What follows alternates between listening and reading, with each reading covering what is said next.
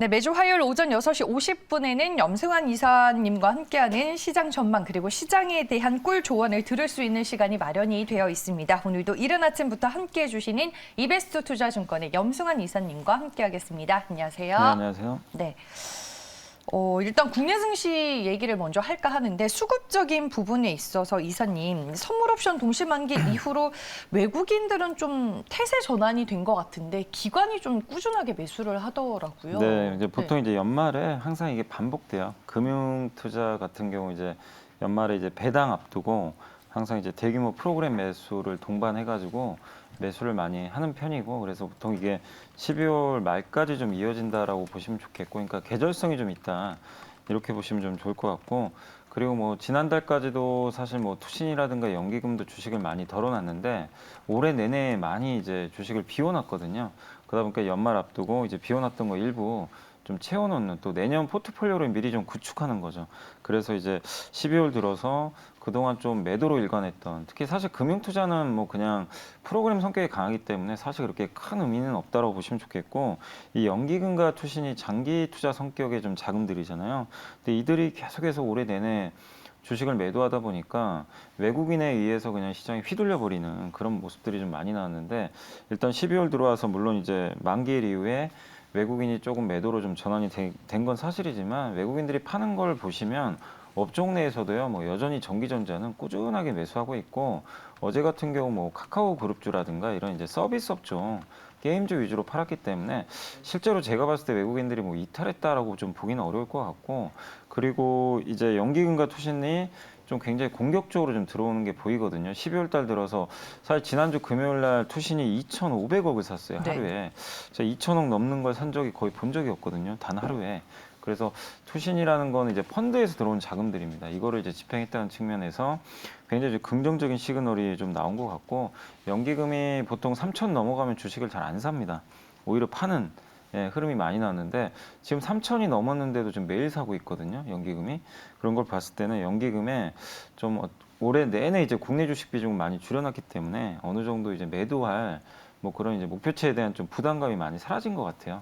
그래서 연기금과 투신의 매수가 뭐 당분간 만약에 좀 들어온다라면은 증시는, 그러니까 미국이 좀 약간 변동성이 커지는 좀 상황이지만 한국 증시는 상대적으로 좀 단단할 가능성은 저는 있다고 봅니다. 물론 이제 연기금 투신이 또 팔아버린다면야 뭐 힘이 또 약해질 수 있겠지만, 이들이 장기 성격인 걸 감안해 봤을 때 당분간 만약에 유입이 계속 이어진다라면은 이건 굉장히 좀 증시에 좋은 점으로 좀 작용을 할 것 같고요. 그럼 연말에 기관을 좀 따라서 개인 투자자분들이 매수를 하면 수익률에 조금 도움이 될 수는 있나요? 그러니까 이사님? 저는 그냥 무작정 따라하는 것보다는 그런 게 있잖아요. 그러니까 기관들이 사는 종목들, 이렇게 뭐 증권거래소 홈페이지 들어가시면 기관 일자별로라든가 뭐 기관별로 기관 투자자 그 안에서도 뭐 투신, 연기금이 산 것들 다 볼 수가 있거든요.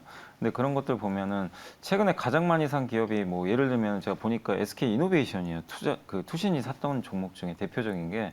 근데 그런 기업들 같은 경우 한번 우리가 봤을 때 지금 주가가 싼지, 또 장기간 소외를 받았는지, 내년 전망은 어떤지. 근데 이런 것들이 봤을 때 크게 부담이 없다면 따라서 들어가도 되겠죠. 근데 그게 아니라 주가가 너무 올라간 자리에 있고 이미 많이 오른 상태고 좀 고평가돼 있는 것 같은데도 투신이 막 들어온다. 그런 경우에는 또 잘못하면 변동성이 노출될 수도 있거든요. 그래서 저는 그냥 무작정 따라가는 것보다는 주가의 위치를 보고 올해 내내 좀 부진했던 기업인데 투신과 연기금이 갑자기 이제 바닥권에서 계속 매수가 들어온다. 이거는 사실 전혀 부담이 없는 상황이거든요. 그래서 주가 위치나 내년도 실적 전망을 보시고 거기서 좀 옥석을 가릴 필요는 있는 것 같습니다. 무작정 따라가는 거는 잘못하면 진짜 또 나중에 위에서 네. 내가 물량을 받아버릴 수도 있어요. 그러니까 무조건 따라가는 거는 좀 아닌 것 같습니다. 네, 알겠습니다. 이번 주에 이제 또 FOMC를 앞두고 있기 때문에 시장이 관망 심리가 형성이 되지 않을까라는 전망들이 많았고, 시장의 변동성을 좀 일단은 지켜봐야 한다라는 의견들이 많았는데, 모르겠어요. 새벽에 이제 또 영국에서도 오미크론 첫 사망자가 나와서 뉴욕 증시가 네. 또 밀렸다라고 하니까 시장 역시나 좀 관망하고 몸을 사려야 하는 건지 이번 주를 기점으로 어떻게 보세요? 그러니까 다 그렇게 얘기를 네. 많이 하세요. 뭐 FMC 이제 앞두고 있고, 또 오미크론이 시장이 좀 잠잠해지나 했는데 일단 또 사망자가 생겼고 불확실성이 커졌잖아요. 또 지금 우리나라에서도 확진자가 지금 많이 늘어서 사회적 거리두기를 좀 강화할 가능성이 높아졌고 그러니까 또다시 좀 이게 불확실성이 좀 가중된 상황이지만 이게 상황이 좀 악화될 수는 있지만 우리가 사실 뭐 이거를 몰랐던 사실은 또 아니기 때문에 특히 FOMC 같은 경우도 지금 연준에서 이번에 300억 달러 정도의 자산 매입 축소를 아마 발표할 것 같다. 긴축도 내년에 좀 빠른 좀 금리 인상 가능하지 않을까. 이걸 우리가 전혀 모르고 있는 건 아니거든요. 그래서 긴축 이슈 자체에 대해서 너무 좀 부담스럽게 좀 생각하실 필요 없을 것 같고 그래서 오히려 이런 이제 이슈들 때문에 오늘 좀 변동성이 나오겠죠. 네. 그렇다면은 또 오히려 이거를 회피할 게 아니라 이번에도 우리가 2,800까지 한번 보고 왔잖아요. 어느 정도 저는 충분히 저점은 좀 찍었다고 생각하거든요. 그리고 중국이 지준율을 좀 인하를 해줬고 꼭 나쁜 것만 있는 건 아닙니다. 거기에 반도체가 지금 돌아서기 시작했고 그동안 매도로 일관하던 장기 자금의 성격들이 지금 매수 쪽으로 전환이 되는 걸 봐서는 내려갈 때, 그러니까 완전히 반대로 하는 거죠. 좀 급락해서 공포스러울 때 그때 용기를 내는 거예요. 내가 좀 물린다 하더라도 평소에 공부가 끝난 기업들 싸게 주는데 그걸 두려워할 게 아니라 뭐 고맙습니다 하고 오히려 좀 물량을 받는 게 전 좋다고 생각을 하고 반대로 이제 어제 또 장중에 막 위로 치고 갔잖아요. 그러니까 그런 식으로 장중에 막 또 흥분하게 되거든요. 막 아 이제 진짜 또 3,100 가나 보다. 그렇게 이제 좀 약간 흥분스러울 때는 좀 약간 오히려 두려움을 좀 느끼면서 그러니까 지금 좀 철저하게 반대로 하는 거죠. 그러니까 오늘 같은 날이 주식 사긴 좋은 날이에요. 어제 같은 날은 주식 사기 굉장히 안 좋은 날이고. 오전에 샀으면 예, 그러니까 좋죠. 대부분 반대로 하시거든요. 아, 어제 또 올라가니까 이제 진짜 이제 되나 보다. 근데 지금 아직은 박스권 장이잖아요. 그래서 오늘 같은 날 또 많은 분들이 머릿속에 이제 그 생각하고 계세요. 뉴스 보면 이것도 다 팔아야 될 것 같은데 이 고민하실 텐데 그렇게 생각하지 마시고 좋은 기업이 오늘 또 빠지면 지분을 늘리면 좋잖아요. 이럴 때 늘리지 자꾸 올라갈 때 살려고 하니까 비싸지고 그렇게 하지 마시고 철저하게 너무 그냥 시황이나 이런 거 연연하지 마시고 좋은 기업들 너무 많습니다. 지금 저평가돼 있고 어제 같은 경우도 보시면 금호석유 아시겠지만 PER이 2배밖에 안 되는 회사예요. 근데 이제 내년에 실적 안 좋다고 그냥 주가 폭락했던 기업이잖아요. 근데 어제 투신해서 대량 매수 들어와가지고 주가 급등 나와버렸거든요. 네. 그러니까 어제 지수가 오후에 빠지는데도 그런 기업들은 막 올라갑니다. 그러니까 지금 저평가되고 내년 좋아지는 기업들 굉장히 많이 넘치는 상황이니까 그런 기업들을 내가 미리 평소에 준비를 해놔야죠. 그래서 오늘 같은 날 담는 전략. 그래서 너무 이런 매크로적인 이슈에 저는 신경 쓰지 마시고 살 건 사고 단 어제처럼 너무 이렇게 장중에 급등할 때는 오히려 좀 조심을 하자. 네, 그 말씀을 좀 드리고 싶습니다. 이게 계좌가 복구되려고 하면은 또 시장이 빠지고 이게 다람쥐 쳇바퀴처럼 돌아간다라는 느낌이 네. 들고요. 요즘에 이제 주변에서 하는 얘기를 들어보니까 어떤 분은 그냥 대형주 사놓고 한 5년 정도 있으면 절대 손해는 안 본다라고 내가 그래 왔다라고 네. 얘기하시는 분이 있고 어제 이제 제가 또 아는 지인인데 현대차를 이제 1년 동안 보유하고 계셨어요. 네. 급전이 이제 필요해서 이제 어제 매도를 하려고 계좌를 열었는데 마이너스 1%였대요. 아, 이런 얘기를 들으면 진짜 뭐가 정답인지 저도 모르겠더라고요. 이 정답이 세상에. 없어요. 네. 주식 투자는 뭐 많은 또 전문가분들이 나와서 좋은 얘기 하시지만 네. 그게 여러분들한테 이제 뭐 맞는 경우도 있고 안 맞는 경우도 있거든요. 그러니까 저는 항상 말씀드리는 게 여러분의 스타일을 제발 좀 찾아라.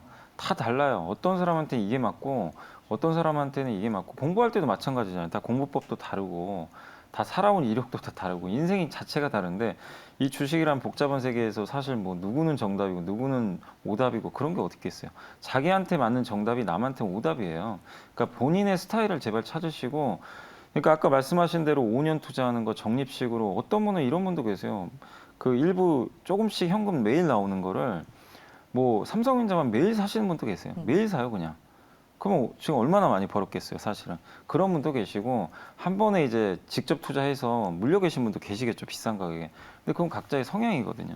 그러니까 뭐가 맞다고는 할 수 없지만 여러분이 어떤 스타일인지 변동성을 즐기는지 아닌지 이런 걸 좀 잘 고민하셔가지고 네. 거기에 맞는 방법을 찾는 게 저는 맞다고 생각을 합니다. 네, 알겠습니다. 시장에 대한 조언 또 오늘 염승환 이사님에게 잘 들어봤고요. 이제 섹터와 업종 그리고 종목 공부로 한번 들어가 보겠습니다.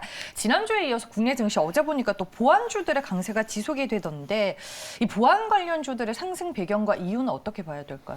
일단 이제 지금 뭐 디지털 트랜스포메이션이라는 용어가 많이 쓰이고 있잖아요. 그래서 네. 메타버스 또 가상 세계가 지금 확산되고 있고 요새 그러다 보니까 이제 NFT도 있고 사실 이제 모든 게 다 이제 디지털화 되다 보니까 여기 보안 이게 진짜 내 거냐 여기에 대한 이제 뭐 인증이라든가 이런 것들이 중요해지는 것 같아요.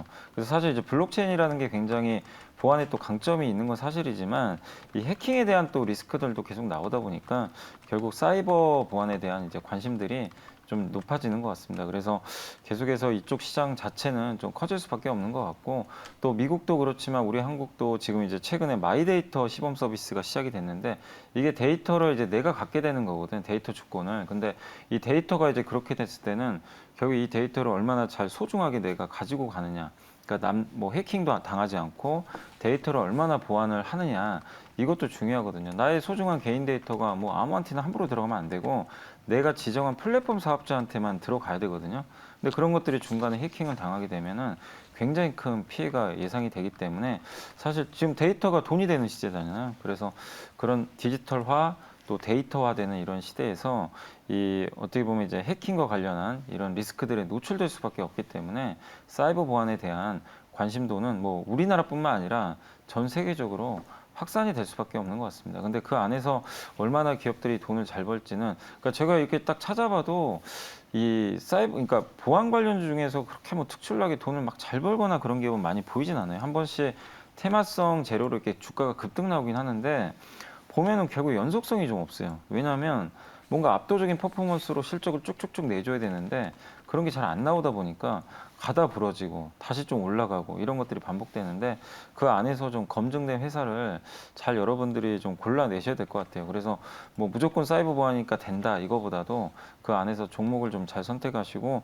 또 미국에 보면은 또 ETF 같은 것도 일부 있더라고요. 뭐 이게 보안과 관련한.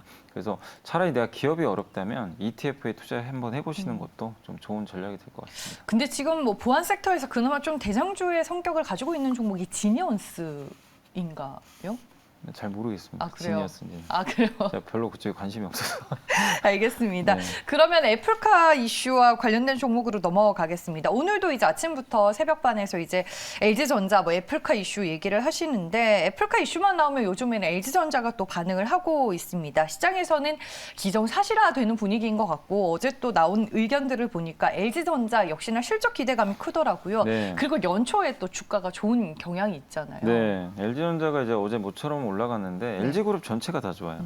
그러니까 LG디스플레이, LG이노텍, LG전자가 IT 하드웨어 3인방이죠, LG그룹에. 그래서 지금 굉장히 좋은 퍼포먼스를 잘 내주고 있고 또 가전 쪽이 좀 개전성도 좀 있다 보니까 보통 이제 연초 되면 또 연말 연초에 주가 움직임이 좀 좋았던 경우들도 많이 발생을 좀 하는 것 같습니다. 거기에 이제 LG전자가 애플카 하면 항상 얘기가 나오잖아요. 그래서 애플카가 실제로 시작될지 모르지만 어제 KB증권에서 나온 보고서가 있는데 거기에서는 좀 벤더 선정이 들어갔다라는 그런 좀 루머도 일부 있는 것 같아요. 네. 그게 진짜인지 모르겠는데 XR 기기라든가 애플카, 근데 거기에 한국산 부품이 많이 채택될 거란 얘기가 나오는 게, 왜냐하면 지금 미국과 중국의 관계가 안 좋기 때문에 애플 입장에서도 중국산 회사들을, 그러니까 중국 제품을 채용하기가 예전처럼 쉽진 않은 거죠.